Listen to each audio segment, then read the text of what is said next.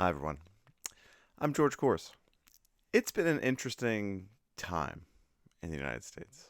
Over on some other socials, I asked folks if they would be interested in hearing me read some snippets from a novel that I've been working on. In 2023, I set out to write a political novel about denial in American discourse. I wanted to zero in on a crew of individuals who were involved in this larger trajectory of American politics.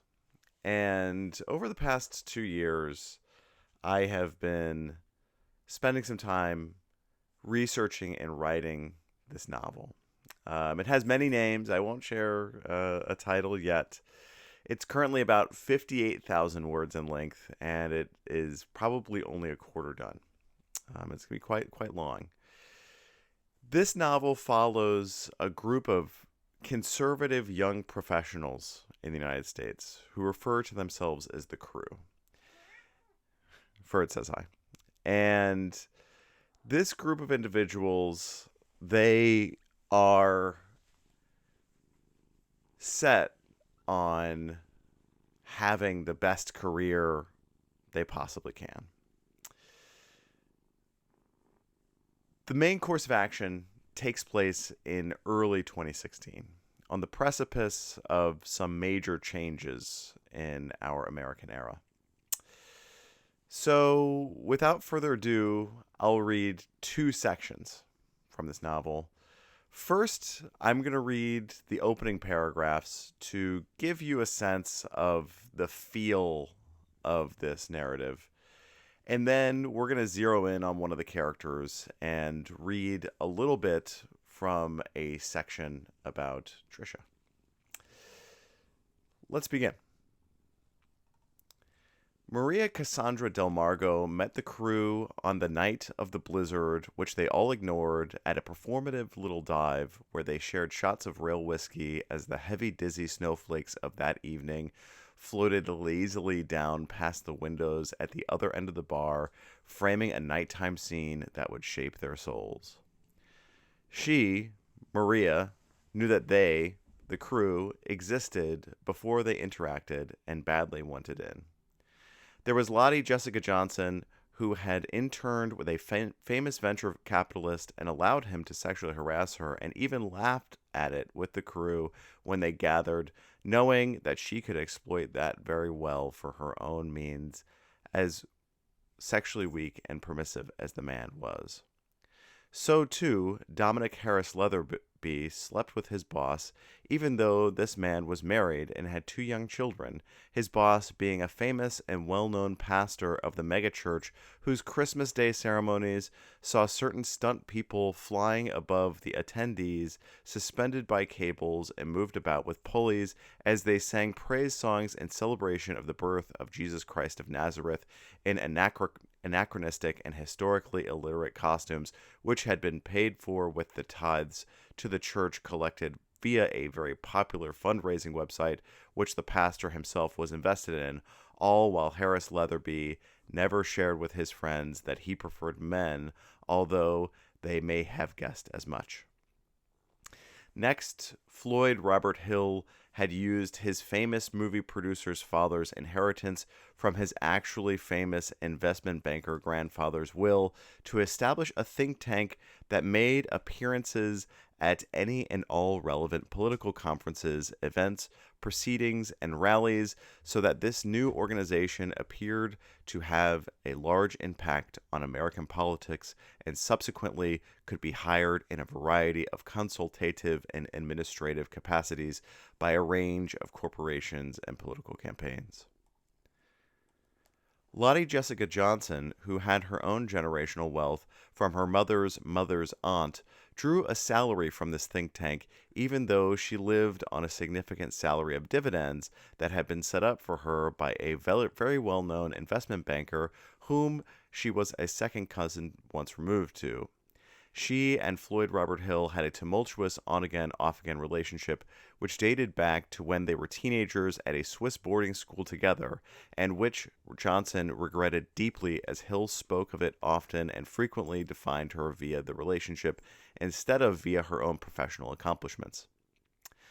And finally, Lauren Annie Maria Florence Woodworth, who went by Trisha and worked as the campaign manager for several influential but failed attempts to gain seats in the House of Representatives by various far-right Christian politico hopefuls who saw her as a way to demonstrate that they too hired women, and though her work was generally a failure, her tactics and management style had become in fashion for its brashness and bizarre honesty, which mostly lacked self-awareness, both in campaign strategy and later in legislative authorship. It should be noted that the well-known goings-on of these 5 individuals have been dissected many times over in the media and in print and on screen. It is also true, and also confirmed widely in the media, that there is a 5th member of this group before Maria met them, and I admit to being this person, but reader, permit me to note that I will relate my understanding of these events as best I possibly can, but know too that I do not take responsibility for the general actions of this group and maintain, although the courts see it otherwise, that I am innocent within all the events that are soon to be detailed in these pages.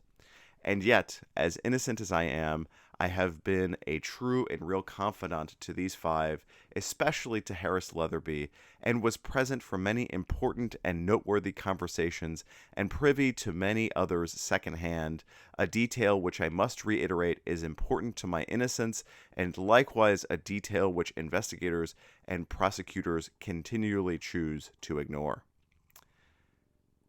That evening, at an unnamed but somewhat famous bar restaurant we referred to as a dive bar, the crew were not the only patrons who observed the snow amassing in the street just beyond the fell light of the place's garish chandeliers, just outside the stale vision of the many taxidermied heads hung on the wall. There were several other groups present, and music played very loudly, much more loudly than necessary, the songs selected pseudo-randomly by an app the bar paid for, and which had no more sophisticated an algorithm other than pop rock, and the bartender seemed to like it that way, so loud with no sense of theme to the music, so that she did not have to speak with the patrons outside of taking their order for overpriced wine and condescendingly named cocktails. At this time, Johnson and Hill were indeed sleeping with one another, and they sat next to one another at a table and made no effort to conceal their hand-to-thigh contact from the group, who largely ignored it. Meanwhile, as the crew partook in several rounds of a famous and famously cheap beer from Baltimore, Maryland, they discussed their plans that they had made the previous summer to vacation together in Ocean City, Maryland, plans that were upended by a surprise visit of an old friend of theirs, Gail Christina Jessup Picker, who had thrown a 30th birthday party that was sure to be and had been attended by many of the it people of that time, meaning the crew had to be in attendance, thus canceling their travel plans. They were, at this time, in the dive bar, setting about reestablishing plans for this trip, hoping that by reserving a beach home in the winter months, they might be able to save some precious dollars, which could not have possibly been a concern for any of them, really, and afford a greater range of options of beach home from which to choose. Most of the discussion centered around not being able to use the various beach and vacation homes owned by sundry family members who had banned the crew from using these homes, considering the persistent damages that occurred when the crew occupied the premises. Twice, and of 2 separate families, there had been such significant parties held at a beach house, one in North Carolina and one in Massachusetts, that the local hospitals had to deal with 6 overdoses, 4 cases of alcohol poisoning, 3 sexual assaults, and 2 stabbings. No charges were ever filed in relation to either of these parties.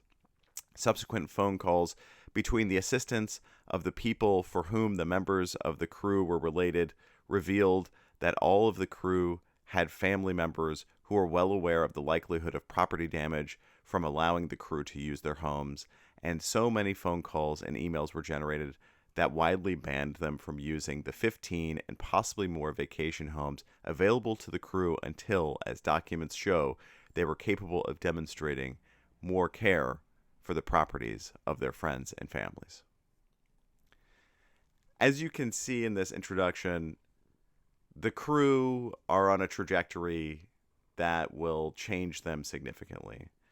And it's no spoiler to say that their actions will result in a significant change in who they are and what they are. Next, we're going to zero in on Woodworth, on Trisha, and I want to read a short paragraph from a chapter where she is meeting a confidant. Trisha is one of the most remarkable characters in this novel in how she displays denial about herself, about her true self. The clouds up above her, scattered as they were, broke for a moment, and light shone down on her as she exited the car and walked up the steps.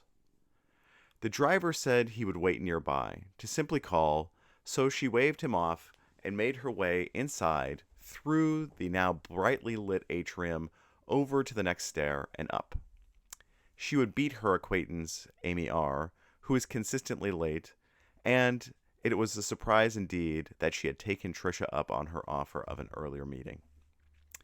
Trisha stopped in front of the painting, huge as it was, towering above her in all its American heft.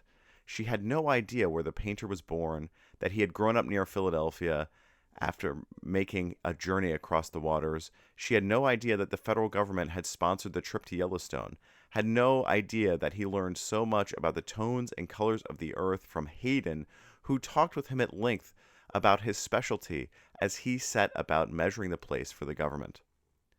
What she did know was that she admired the scope of the piece, how it towered above you, how each time you looked at it you found some new hidden detail laid out before you, a little gift from a distant mind. She wanted to be lost amongst the crevices, to give over her soul to the primal beauty, to be swallowed up forever by an eternal abyss of geological movement. Slow, steady, always forward, no turning back. Her head ached, a terrible pounding sent to her from afar by neglected and shitty sandwiches still sitting on the table of the conference room just beyond where she ruined the spring semester of that ignorant undergrad. A group of tourists walked past talking loudly, all of them in matching sweatshirts, all of them from Indiana. She sat waiting for Amy. She hated Amy in a very base manner, but could not deny that she was a useful person to know. They had met at a party, an invite-only affair for women who were allegedly closeted. Trisha knew that Harris Leatherby was closeted, just like she was. But he did not know that about her, and he had no idea that she went to little parties like this with some frequency. She and Amy had first met on a night of a waxing crescent moon. Her form razor thin, a sea of stars unobscured by her sharp light. This was in California at a winery where, in the barn of a very famous and well-known philanthropist, they had gathered a group of women she called game changers, whom she assumed were all of a similar sexuality, her goal being to provide a chance for these women to network across the ideological aisle, for them to have a night free from the pressures of their usual work. Trisha dismissed the idea at first, but was convinced to go in the end by this very well-regarded philanthropist making a very tidy anonymous donation to her organization. She showed up that night in a sundress, unusual for her, and spent most of the evening drinking an overly buttery California Chardonnay before being cornered by Amy R. and talking with her at length about a very noteworthy lawsuit that had been made public between a pop star and her abusive former producer. That was the fall of 2014. She did not hate Amy then, although she was deeply suspicious of her. They did not make love or even kiss, but something about how Amy was slightly older than her confidence, and the fact that she worked for the enemy, all of that made Trisha lost in her green eyes, afloat on a confusing sea of the unknown. And for a brief moment in time, Trisha stopped worrying about herself and her career and worried instead that she too, just like all of the regular and mundane others in this world, might be a person capable of falling in love.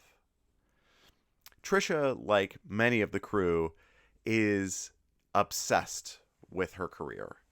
And the members of the crew will do anything at all, to forward themselves in their career. As members of the Conservative Party of America, they seek to gain power with whatever manner they can. And their lives are in significant flux in the early months of 2016. Thank you for listening to my work in progress. I hope you're safe and able to experience some joy wherever you are. If you have little pets like I do, enjoy them. And stay tuned. I have some very good news on the horizon for my readers. And feel free to share this video widely. I have more writing that is going to be coming out soon. There will be an official announcement soon. Get ready. I'm very excited for this next work.